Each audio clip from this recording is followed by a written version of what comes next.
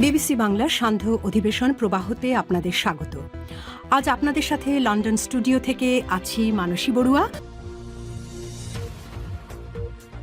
বাংলাদেশের সর্বশেষ গুরুত্বপূর্ণ আপডেট সংবাদে আপনাকে স্বাগত। শুরুতেই সংবাদ শিরোনাম, পরে বিস্তারিত। প্রথমে জানাবো, পূজায় আওয়ামী লীগের আমলের চেয়েও ৩ কোটি টাকা বেশি দিচ্ছি বললেন স্বরাষ্ট্র উপদেষ্টা। এবারে দুর্গাপূজা উপলক্ষে গত বছর শেখ হাসিনার চেয়েও নিরাপদ, নির্বিঘ্ন ও উৎসবমুখর পরিবেশে অনুষ্ঠিত হবে বলে জানিয়েছেন স্বরাষ্ট্র উপদেষ্টা। তিনি আরও বলেন, আওয়ামী লীগের আমলের থেকে আমরা আরও ৩ কোটি টাকা বেশি বরাদ্দ দিচ্ছি। ৫ কোটি দেওয়ার কথা ছিল, কিন্তু আমরা এবার ৩ কোটি টাকা বেশি দিচ্ছি। এরপর জানাবো, মানবতাবিরোধী অপরাধের মামলায় হাসিনা সহ ৩ জনের বিরুদ্ধে ৪৭তম সাক্ষী হিসেবে যা বললেন নাহিদ ইসলাম। ২০২৪ সালের জুলাই মাসে ঢাকা বিশ্ববিদ্যালয় থেকে শুরু করে সারা দেশে যে দমনপীড়ন চালানো হয়েছিল তা ছিল পরিকল্পিত এবং রাষ্ট্রীয়ভাবে পরিচালিত হয়েছে বলে মন্তব্য করেছেন জাতীয় নাগরিক পার্টির আহ্বায়ক ও জুলাই আন্দোলনের নেতৃত্ব দেয়া নাহিদ ইসলাম। আদালতে দেয়া জবানবন্দিতে জাতীয় নাগরিক পার্টির আহ্বায়ক নাহিদ ইসলাম এই মন্তব্য করেছেন।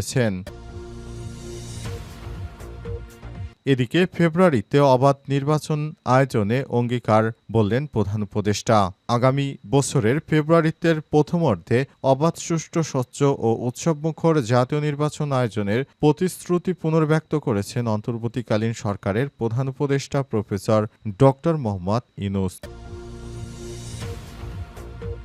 এবারে জানাবো, বিমানের pilot captain Muntasir Rahman Saudi আরবের জেদ্দার বিমানবন্দরে আটক। বিমান বাংলাদেশ এয়ারলাইন্সের পাইলট ক্যাপ্টেন মুনতাসির রহমান আজ জেদ্দা বিমানবন্দরে আটক হয়েছেন। পাসপোর্ট ছাড়া ফ্লাইট করায় জেদ্দা ইমিগ্রেশন তাকে জিজ্ঞাসাবাদের পর আটক করে। বোয়িং ৭৭৭ উড়োজাহাজের পাইলট মুনতাসির এর আগেও বিভিন্ন সময় নানা ঘটনার সৃষ্টি করেছেন।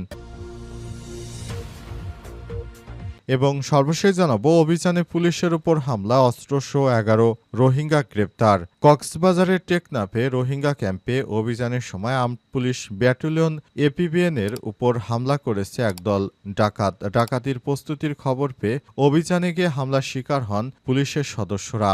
আজ টেকনাফ নয়াপাড়া রেস্টার্ট ক্যাম্পের সি ব্লকের বিকাশ মোড়ে এই ঘটনা ঘটে। এ সময় ডাকাতরা পুলিশকে লক্ষ্য করে ৪০ থেকে ৫০ রাউন্ড গুলিবর্ষণ করে। পরে ক্যাম্প থেকে বন্দুক ও দেশীয় অস্ত্রসহ ১১ জন রোহিঙ্গাকে গ্রেপ্তার করে পুলিশ। প্রিয় দর্শক, এতক্ষণ শুনছিলেন সংবাদ শিরোনাম, এবারে বিস্তারিত। তবে তার আগে বন্ধুরা, অনুরোধ থাকবে এই সংবাদটিতে একটি লাইক দিন। এই চ্যানেলে আপনি নতুন হয়ে থাকলে আমাদের সংবাদটি দেখতে দেখতে চ্যানেলটি সাবস্ক্রাইব করে রাখুন। কমেন্ট করে বন্ধুরা আপনার মূল্যবান মতামত জানিয়ে দিন আপনি বিশ্বের কোন দেশ থেকে বা বাংলাদেশের কোন স্থান থেকে আমাদের সংবাদটি দেখছেন এবং শুনছেন। আর বন্ধুরা, এই সংবাদটি আপনার সোশ্যাল মিডিয়া ফেসবুকে শেয়ার করে বন্ধুদেরও দেখার সুযোগ করে দিন। এবারে বিস্তারিত। পূজায় আওয়ামী লীগের আমলের চেয়েও ৩ কোটি টাকা বেশি দিচ্ছি বললেন স্বরাষ্ট্র উপদেষ্টা। এবারে দুর্গাপূজা গতবারের চেয়ে নিরাপদ এবং নির্বিঘ্ন এবং উৎসবমুখর পরিবেশে অনুষ্ঠিত হবে বলে জানিয়েছেন স্বরাষ্ট্র উপদেষ্টা লেফটেন্যান্ট জেনারেল জাহাঙ্গীর আলম চৌধুরী। তিনি বলেছেন, আমরা দুর্গাপূজাকে এমনভাবে পালন করার সিদ্ধান্ত নিয়েছি, আগের থেকে অনেক বেশি জাঁকজমকপূর্ণ হবে এবারের দুর্গাপূজায় এবারে শেখ হাসিনার আমলের থেকেও ৩ কোটি টাকা বেশি দেওয়া হচ্ছে। এই দুর্গাপূজায় যেন হিন্দু ধর্মের সমস্ত মানুষজন একসঙ্গে মিলেমিশে তাদের পূজা উদযাপন করতে পারে, এজন্য অন্তর্বর্তীকালীন সরকারের পক্ষ থেকে নির্দেশ দেওয়া হয়েছে এবং সবাইকে সর্বাত্মক সহায়তা করবে বাংলাদেশের সরকার। অন্তর্বর্তীকালীন সরকারের প্রধান উপদেষ্টা প্রফেসর ড. মোহাম্মদ ইউনূসের সরকার এমনভাবে রাষ্ট্র পরিচালনা করছেন যাতে করে দেশের সমস্ত মানুষ তাদের যথাযথ সহায়তা পায়। এজন্য অন্তর্বর্তীকালীন সরকারের প্রধান উপদেষ্টা প্রফেসর ড. মোহাম্মদ ইউনূসের সরকার বিষয়টি খুবই গুরুত্ব সহকারে দেখছে এবং সেই অনুযায়ী কাজ করা হচ্ছে। এ সময় তিনি আরো বলেন, আমরা সবাই চাই হিন্দু ধর্মাবলম্বীদের পূজাটি সঠিকভাবে অনুষ্ঠিত হোক। মানবতাবিরোধী অপরাধের মামলায় হাসিনাসহ ৩ জনের বিরুদ্ধে ৪৭তম সাক্ষী হিসেবে যা বললেন নাহিদ ইসলাম। ২০২৪ সালে জুলাই মাসে ঢাকা বিশ্ববিদ্যালয় থেকে শুরু করে সারা দেশে যে দমন-পীড়ন চালানো হয়েছে তা ছিল পরিকল্পিত রাষ্ট্রযন্ত্র ব্যবহারের মাধ্যমে পরিচালিত হয়েছে বলে মন্তব্য করেছেন জাতীয় নাগরিক পার্টির আহ্বায়ক ও জুলাই আন্দোলনের নেতৃত্ব দেয়া নাহিদ ইসলাম। আজ আদালতে দেয়া জবানবন্দিতে জাতীয় নাগরিক পার্টির আহ্বায়ক নাহিদ ইসলাম এই মন্তব্য করেছেন। জুলাই মাসে ঘটে যা ছাত্র আন্দোলন সেই প্রেক্ষাপটে সংঘটিত সহিংসতা এবং মানবাধিকার লঙ্ঘনের অভিযোগে দায়ের করা মামলায় তিনি ৪৭তম সাক্ষী হিসেবে আংশিক জবানবন্দি দিয়েছেন। মামলার অপর দুই আসামি হলেন তৎকালীন স্বরাষ্ট্রমন্ত্রী আসাদুজ্জামান খান কামাল এবং সাবেক পুলিশ মহাপরিদর্শক চৌধুরী আবদুল্লাহ আল মামুন। জবানবন্দিতে নাহিদ ইসলাম বলেন, ২০২৪ সালে ১৪ জুলাই শেখ হাসিনা এক সংবাদ সম্মেলনে আন্দোলনকারী শিক্ষার্থীদের রাজাকারে বাচ্চা ও রাজাকারে নাতিপুতি বলে আখ্যা দেন এবং কোটাপোতার পক্ষে অবস্থান নেন। তার ভাষায় এই বক্তব্য সরকারের দমন-পীড়নের কার্যক্রমকে একটি বৈধতা দিয়ে দেয়, যার মাধ্যমে আন্দোলনের ন্যায্যতা খাটো করে দেখার চেষ্টা করা হয়। তিনি আরও বলেন, ওই বক্তব্যের পর সারা দেশের শিক্ষার্থীরা অপমানিত হয়ে রাতেই প্রতিবাদে ফেটে পড়ে। এরপরই আস্তে আস্তে আন্দোলন সংঘটিত হয় এবং শেখ হাসিনা একসময় দমন-পীড়ন চালাতে থাকে। তার হামলায় বাংলাদেশের প্রায় ২,০০০-এর মতো মানুষ নিহত হয়েছে। এগুলোর বিচার করতে হবে।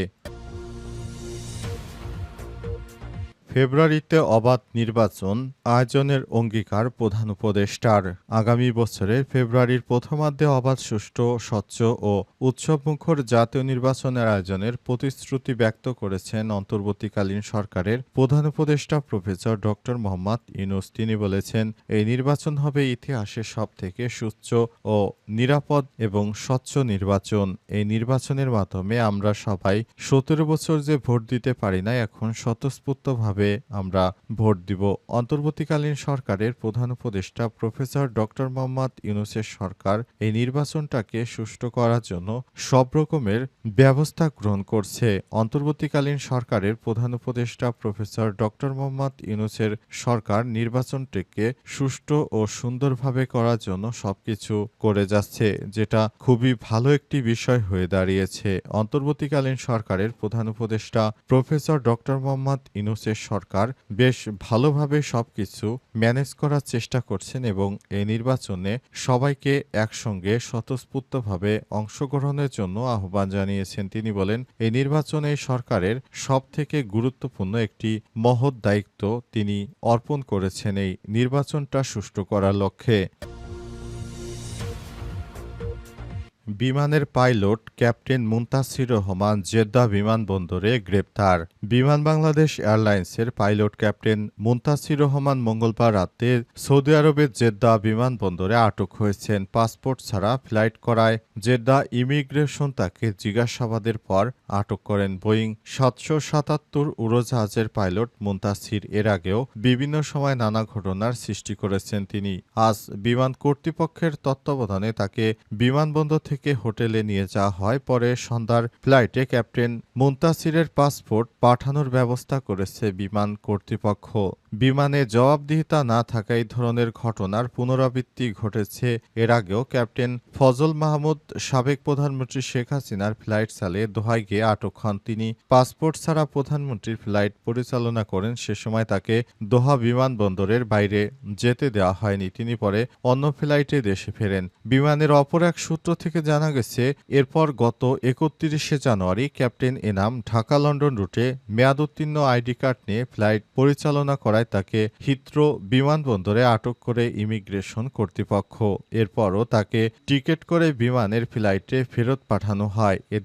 এটিকে বলে আনসেফ অপারেশন, কারণ লং রুটের ফ্লাইটগুলোতে ৩ জন ককপিট ক্রু দিয়ে অপারেশন করা হয়। এ বিষয়ে বিমানের প্রধান নির্বাহী ও ব্যবস্থাপনা পরিচালক মোহাম্মদ সাদিকুর রহমানের সঙ্গে যোগাযোগ করা হলে তিনি পরিচালক ফ্লাইট অপারেশনের সাথে যোগাযোগ করতে বলেন। অন্তর্বর্তীকালীন সরকারের প্রধান উপদেষ্টা এ বিষয়টি খুবই গুরুত্বের সঙ্গে দেখছে।